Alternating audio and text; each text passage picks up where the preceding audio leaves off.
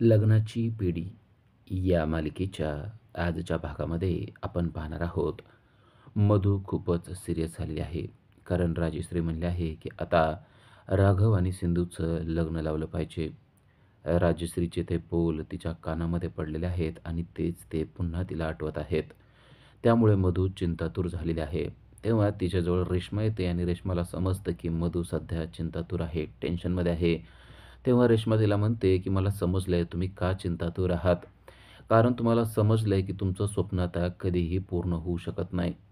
तुमच्या मनामध्ये राघव भाऊजींविषयी कितीही प्रेम असलं, तरी ते तुम्हाला मिळू शकत नाही, ही गोष्ट आता तुम्हाला स्पष्टपणे समजली आहे." हे सगळं रेश्मा कुचकेपणानं बोलत असते. तेव्हा मधू देखील लगेच तिला म्हणते, "ही गोष्ट तुला देखील लागू होते. तुला देखील ऋषभचं प्रेम कधीच मिळणार नाही, लक्षात ठेव. ऋषभला जरा तू कंट्रोलमध्ये ठेवलं असतं, तर त्याचा पाय घसरला नसता आणि तुला देखील ऋषभच्या प्रेमापासून वंचित राहावं लागलं नसतं. ही गोष्ट तुला देखील समजते का?" अशा शब्दामध्ये मधूने रेश्माचा चांगलाच समाचार घेतलेला आहे. मधूच्या अशा बोलण्यामुळे रेश्मा एकदम दुखावलेली असते आणि ती एक क्षणही मधूच्या समोर थांबत नाही. ती ताडकन तिच्या समोरून निघून जाते. पण मधूच्या डोक्यात तेच विषय आहेत, की आता राघव आणि कृष्णा एकत्र येणार. तर इकडे कृष्णा शांतपणे तिच्या बेडरूममध्ये बसलेली आहे. कृष्णाला देखील राघवचेच विचार येत आहेत. राघव आपल्याबरोबर होता तेव्हा आपल्याला किती छान वाटलं होतं. राघवला आपण सिंधू असल्याचं सांगावं का? पण सध्या ते शक्य नाहीये. आपण सिंधू आहे हे जर का समजलं, तर आपल्याला सावी मिळणार नाही. आपल्याला आता खूप शांत राहावं लागणार आहे. नव्हे, आपल्याला आता खूपच संयमानं राहावं लागणार आहे, असे विचार तिच्या मनात येत आहेत. तर राघव देखील बेडरूममध्ये बसलेला आहे आणि कृष्णाविषयीच विचार करतोय. कृष्णाबरोबर घालवलेला तो क्षण त्याला वारंवार आठवतोय. तो स्पर्श तर अगदी सिंधूप्रमाणेच होता. नव्हे, ही सिंधूच आहे असं त्याला आता फिक्समध्ये जाणवलेलं आहे. मग माझी सिंधू मी सिंधू आहे असं का सांगत नसेल? अशी तिची कोणती अडचण असेल? एका महिन्यामध्ये अशा काय गोष्टी घडलेल्या असतील? तिला का वाटत नाहीये मला सगळं सांगून ह्या गोष्टी सॉर्ट आउट कराव्या, असा विचार तो मनाशी करत आहे. पण ही नक्की सिंधूच आहे अशी खात्री आता राघवला पटत चाललेली आहे. दुसऱ्या दिवशी सकाळी सर्वजण डायनिंग टेबलला बसलेले असतात आणि गोदा मात्र कोणालाच नाश्ता वाढत नसते. तेव्हा रुक्मिणी चिडते आणि म्हणते, की "आज कोण नाश्ता वाढणार आहे का नाही? का आम्ही असंच प्लेटच्या समोर बसायचं आहे?" तेव्हा गोदा मावशी म्हणतात, की "आज सर्वांना सरप्राईज आहे."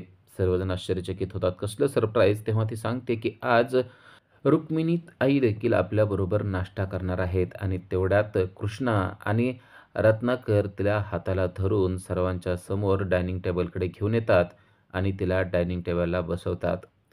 तिला आलेलं पाहून खरं तर सर्वांनाच आनंद होतो आणि आता कृष्णा म्हणते, "सर्वांना छानपैकी नाश्ता वाढा आणि आता आपण नाश्ता करूया." पण राजश्रीचं लक्ष राघवकडे असतं. राघव अजूनही आलेला नाहीये, ही गोष्ट तिला समजते आणि ती कृष्णाला म्हणते, की "अजून राघव कसं काय आलेला नाहीये? त्याला नाश्ता करायचा नाही का?" पण कृष्णा मात्र काही बोलत नसते. मधू म्हणते, "हो, त्यांच्या ऑफिसची वेळ झालेली आहे. कदाचित ते येत असतील. मी त्यांना नाश्ता वाढते." तेवढ्यात राघव देखील बाहेर येतो. पण आता राजश्रीच्या मनात वेगळंच असतं. राजश्री चक्क कृष्णाला म्हणते, की "सिंधू तू उठ आणि त्याला नाश्ता वाढ." हे ऐकल्यावर मधूला मात्र खूपच राग येतो. मधूला वाटत असतं, की ते काम मला सांगावं, पण ते काम आता कृष्णाला सांगण्यात आलेलं असतं. कृष्णा उठते आणि त्याच्यासाठी एक मोकळी प्लेट घेते आणि घेऊन त्याच्याकडे जाते. मोकळी प्लेट घेऊन गेलेली कृष्णा पाहून राजश्री तिला म्हणते, "अगं, तू काय त्याला मोकळी प्लेट देणार आहेस का? त्या प्लेटमध्ये त्याला पोहे देखील वाढ ना." कृष्णा पुन्हा त्याच्याजवळ जाते आणि त्याला पोहे वाढते. राघव आणि सिंधू एकमेकाच्या जवळ असल्यानंतर किती छान दिसतात, ही गोष्ट राजश्रीच्या लक्षात आलेली आहे. कृष्णा त्याला पोहे वाढते आणि आता राघव पोहे खाण्यासाठी उभा असतो आणि त्याला राजश्री म्हणते, की "तिथं काय उभारून खाणार आहेस का तू? ये, इथं माझ्याजवळ बस." असं म्हणून त्याला बोलवून घेत असते. तो देखील येतच असतो, पण तेवढ्यात त्याचा पाय घसरतो आणि आता तो खाली पडणार असतो. तेवढ्यात कृष्णाने त्याला धरून ठेवलेलं आहे. कृष्णाने त्याला अलगद धरलेलं असतं. कृष्णा आणि राघव हे एकमेकाकडे पाहत असतात आणि या दोघांकडे डायनिंग टेबलवर बसलेले सर्व कुटुंबीय पाहत असतात. राजश्रीच्या अगदी मनासारखीच गोष्ट घडलेली असते. राजश्री म्हणते, "बघा, मी म्हणलं ना तुम्हाला, राघवसाठी कधी पण सिंधूच चांगले आहे. कारण सिंधू त्याला प्रत्येक संकटातून वाचवते आणि त्यांचा जोडा हा अगदी लक्ष्मीनारायणासारखा दिसतो. आता कृष्णा आणि राघव नाश्त्यासाठी बसलेले असतात. पण राजश्रीच्या मनामध्ये मात्र त्या दोघांच्या लग्नाविषयीचेच विचार चालू आहेत आणि राजश्रीने एक मोठी अनाउन्समेंट करून टाकली आहे. आता लवकरच सिंधू आणि राघवचं लग्न करणं गरजेचं आहे. कारण ते दोघांवर किती जीवापाड प्रेम करतात ही गोष्ट आपल्याला माहीत आहे आणि असं जीवापाड प्रेम करणाऱ्या व्यक्तींना दूर ठेवणं आता चुकीचं आहे. या घरामध्ये बरेच दिवस झालं कोणतंही शुभकार्य झालेलं नाहीये. आता लवकरात लवकर हे शुभकार्य उरकणं गरजेचं आहे आणि या दोघांचं अगदी थाटामाटात लग्न लावणं गरजेचं आहे, असं फर्मानच राजश्रीनं काढलेलं आहे. तेव्हा रुक्मिणी म्हणते, "आता लगेच हे करणं गरजेचं आहे का?" तेव्हा राजश्री म्हणते, "हो, हे आता लगेच करणं गरजेचं आहे. कारण सिंधूने या अगोदर 2दा घर सोडलेलं आहे आणि मला नाही वाटत की आता तिनं हे घर सोडावं. सिंधूशिवाय या घराला परिपूर्णता नाही आणि राघवच्या आयुष्याला देखील परिपूर्णता नाहीये आणि हे दोघं खरोखरच एकमेकावर खूप प्रेम करतायत. त्यामुळे यांचं लग्न लावणं गरजेचं आहे." तेवढ्यात कृष्णा राघवच्या कानात म्हणते, "आपल्या कॉन्ट्रॅक्टमध्ये हे ठरलेलं नव्हतं." तेवढ्यात राघव पण तिला म्हणतो, "तू जरा शांत राहा. इथं विषय काय चाललाय ते बघ. आईजवळ आहे. आपण या गोष्टीवर नंतर बोलूया." पण मधू म्हणते, "तुम्ही असं करू शकत नाही." खरं तर मधूला या गोष्टीचा राग आलेला असतो आणि तिचा अगदी तीळपापड होत असतो. तेव्हा राजश्री म्हणते, "होऊ शकत नाही? तुला का वाटतं असं होऊ शकत नाही? हे होऊ शकतं."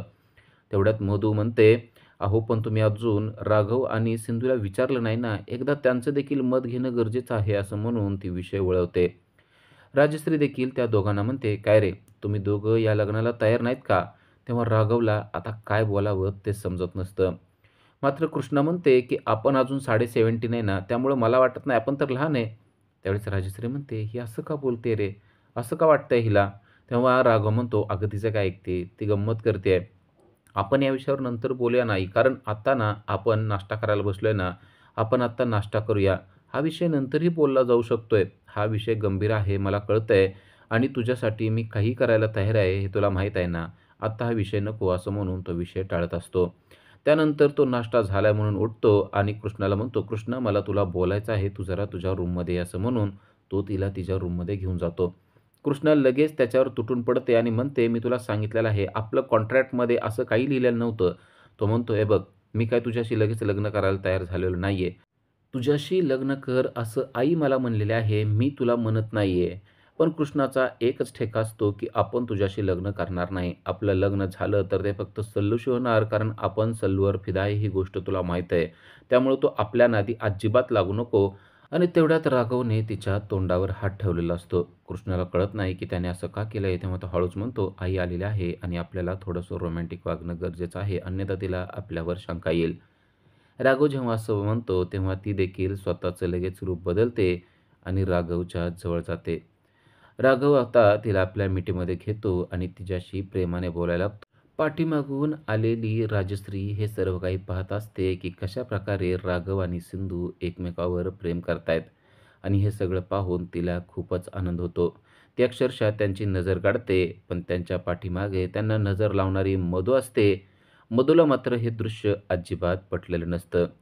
राजश्री त्या दोघांकडे अतिशय प्रेमाने बघते आणि ठरवते, की या दोघांचं लवकरात लवकर लग्न लावणं आता गरजेचंच आहे.